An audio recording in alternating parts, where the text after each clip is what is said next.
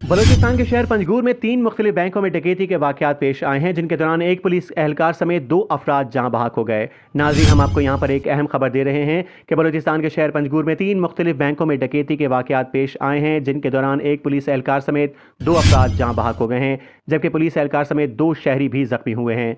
Police ज़राए और दुकानदारों के मुताबिक डकैती के दौरान 2 तरफा फायरिंग का तबादला 15 से 20 मिनट तक जारी रहा।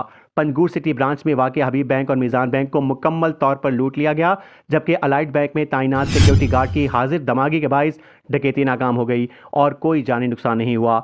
वाक़े के दौरान छोटे और बड़ी हथियारों के साथ साथ धमाकों का भी इस्तेमाल किया गया। फायरिंग और धमाकों के बाद मुलजमान फरार होने में कामयाब हो गए, जिसके बाद पंजगूर बाजार मुकम्मल तौर पर बंद कर दिया गया। Deputy commissioner Panjgur Abdul Kabir Zarkoon, district police officer mayor Panjgur Shakeel Ahmed और दीगर अफसरान फौरी तौर पर जाए वकुआ और अस्पताल पहुंच गए हैं, जबकि ज़राए के मुताबिक पुलिस और दीगर कानून नाफिज करने वाले इदारे वाक़े की तहकीकात कर रहे हैं।